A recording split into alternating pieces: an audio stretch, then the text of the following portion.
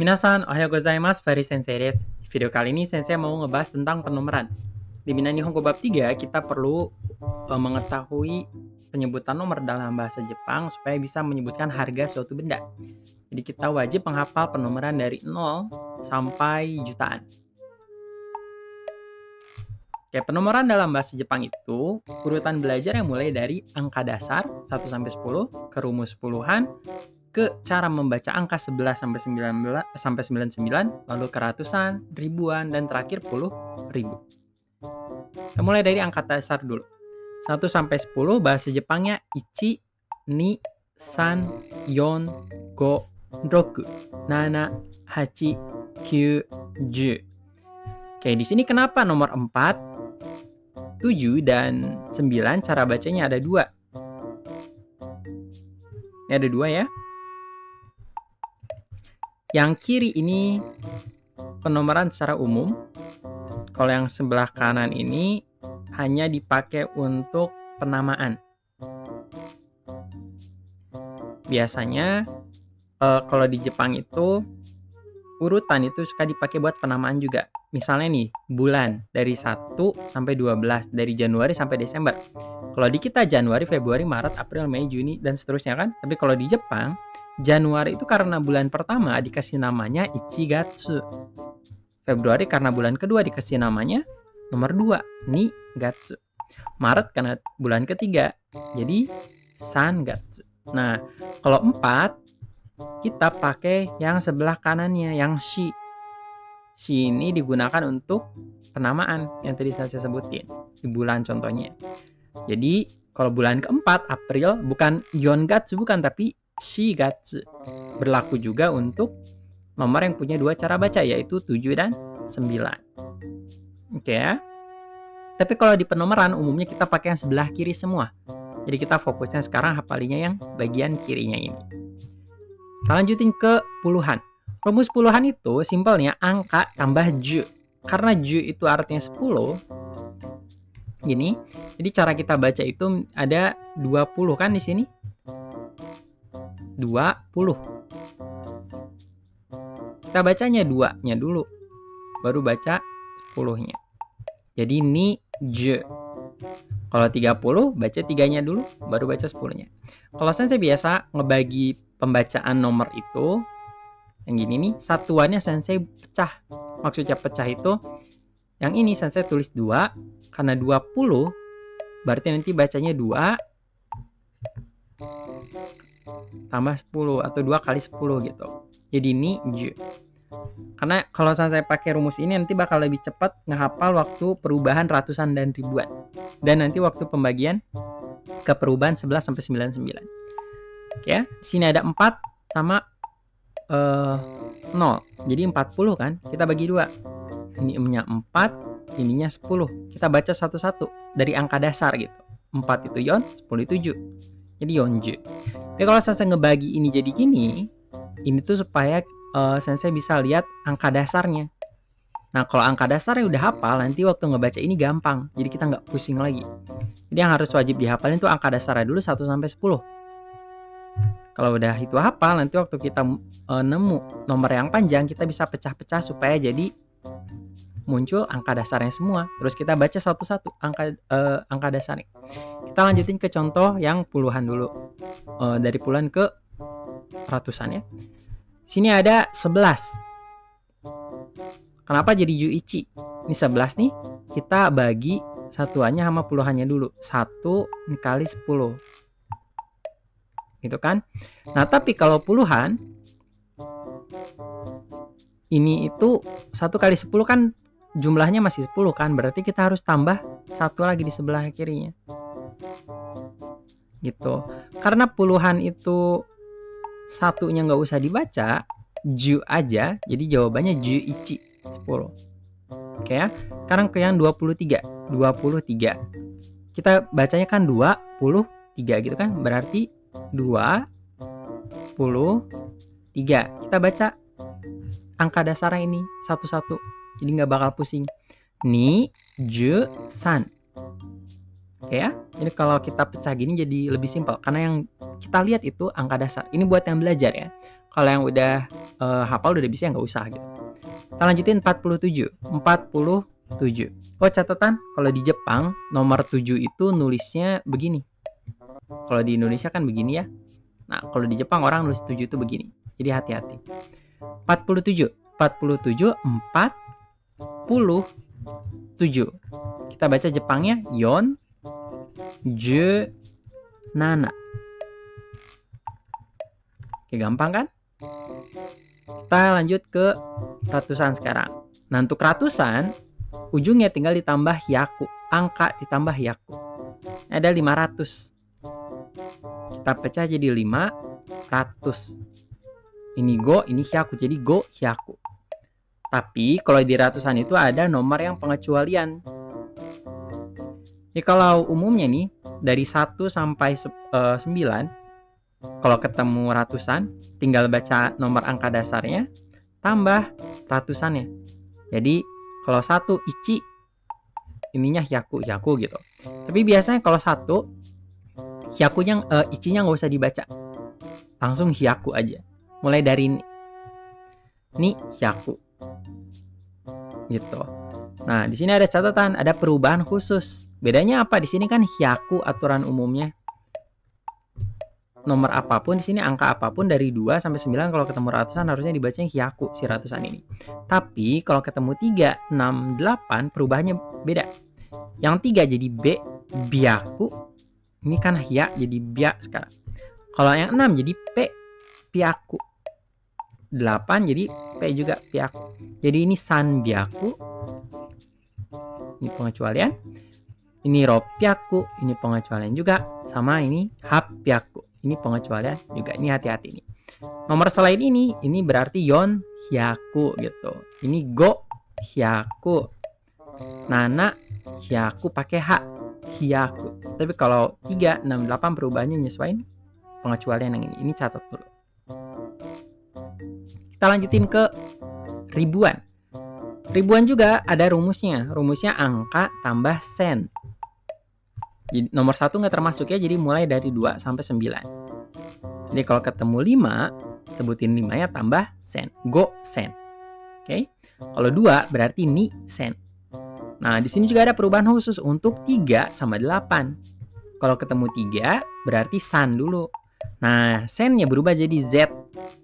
San zen. Ini san zen. Ini pengecualian 1. Pengecualian kedua yang 8. Waktu ketemu nomor 8 pakai double S, hasen. Hasen. Artinya ini 8.000. Jadi kalau di ratusan pengecualiannya ada 3, kalau di ribuan pengecualiannya ada 2. Sekarang kita lanjutin. Satuan terbesar di bukan terbesar sih, tapi satuan di Jepang itu agak beda sama Indonesia. Kalau Indonesia kan mentoknya sampai 1000. Kalau di Jepang mentoknya sampai puluh ribu. Jadi orang Jepang mengenal satuan ini. Yang nolnya ada 4. Disebutnya mang. Yep, mereka punya sistem mang ini. Ini rumusnya masih sama. Tapi kalau di sini satunya harus ikut. Kalau di ribuan dan ratusan mulainya dari 2 sampai 9.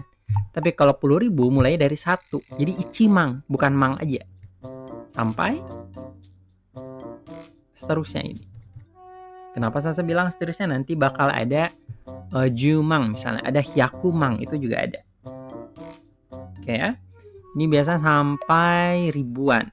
Jadi 9.999. Kenapa sampai sini Sensei? Soalnya kalau udah nyampe 10.000 udah sampai segini, ini nanti satuannya beda lagi. Ada oku, tapi kita nggak bakal belajar sampai oku. Kita belajar sampai mang dulu. Cara bacanya gimana? Cara bacanya ini simple. Nomor angkanya baca, tambah 10.000-nya. Ichimang. Kalau 2, ni mang. Kalau 3, san mang. Kalau 10 gimana Sensei? Kalau 10 kita pecah aja dulu. Ini 10 kan, ini mang. Kita baca aja 10, ju mang gitu. Nanti bisa juga sen mang, itu bisa. Kita lanjutin ke latihan sekarang. Oke, nomor 56. Sensei coba ngejelasnya ini pakai rumus, jadi kita pecah-pecah ini buat yang baru belajar banget ya, biar nggak pusing. Kenapa Sensei ngajarin ini? Supaya kalian bisa nemu angka dasar di nomor ini. Pertama 56. Kita cari angka dasarnya. Kita bacain pakai bahasa Indonesia 56. 56. Muncul kan? Sekarang kita translatein ini ke bahasa Jepang. 5 itu go, 10 itu je, 6 itu roku. Jadi jawabannya goju roku. 56 gitu. Kita lanjutin ke yang ratusan. Di sini ratusan, kita lihat nomor 3. Ingat, ratusan itu pengecualiannya ada di 3, 6, dan 8. 3 itu berubahnya jadi B. Kita ucapin dulu bahasa Indonesianya. 324.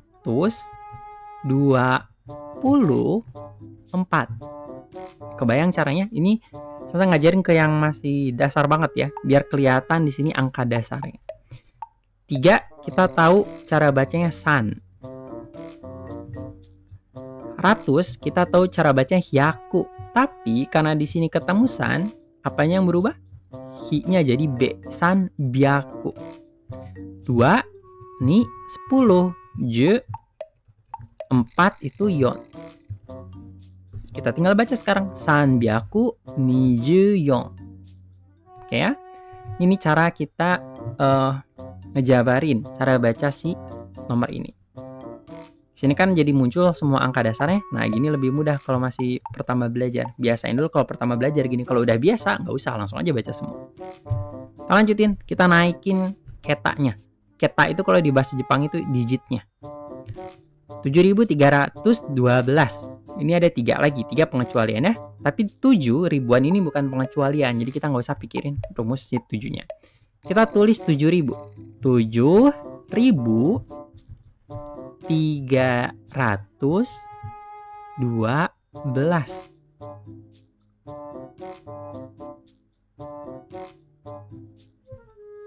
Karena belasan kita langsung 10-nya aja.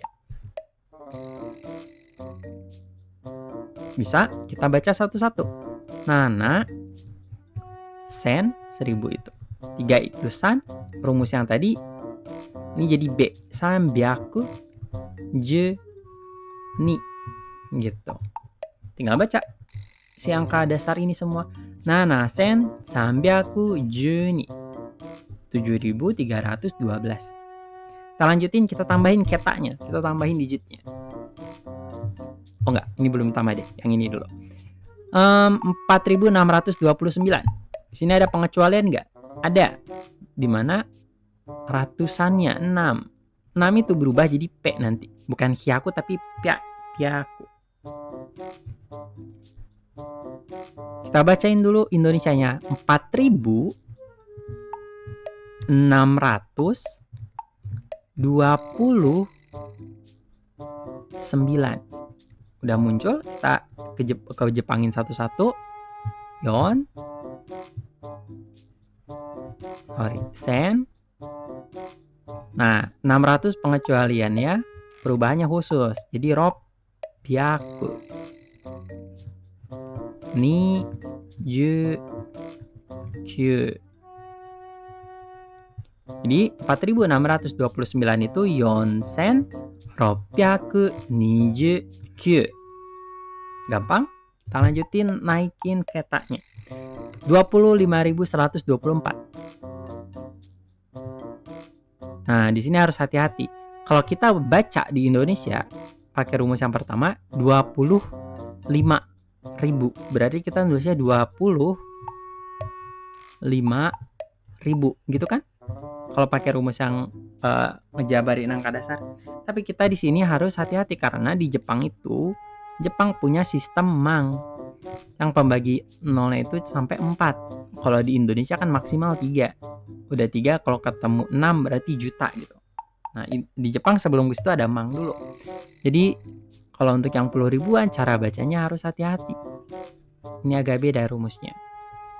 Kita harus tahu dulu di sini lebih dari 4 kan? Ini. Berarti kita tulisnya ni mang. Karena ada 4 di sini tulis dulu. Nah, udah kita dapat satuan ini ya, sebelah kanannya ini, yang ini bisa dijabarin make rumus yang pertama. Kita jabarin semua angka dasarnya. 5124. Ini tuh 5124. Itu 5124. Berarti nimang gosen hyaku niju yon. Gampang kan? Nimang gosen hyaku niju yon. Gitu. Nah, terakhir ini saya tambahin lagi biar lebih ribet. Ingat tadi caranya kita lihat kemana? Kita lihat dulu ini puluh ribuan atau bukan. Iya, ini puluh ribuan. Karena 1, 2, 3, 4. Sini nih, udah ngelebihi ini. Udah lebih 4. Berarti kita bagi 2. Kirinya dulu, baru yang kanannya. 87-nya dulu. 87. 87. Karena di sini satuannya mang, kita tambah 10 ribunya. Lalu sebelah kanannya 3211. 3211. Kita bacain. Hachi ju nana mang. Oke ya. Hachi ju nana mang. Udah gitu, lanjutin. Ini ingat, ribuan dia punya pengecualian ke 3 sama 8. Kalau 3 jadi Z. Ini san, ini zen pakai Z. Ini ni hyaku ju ichi.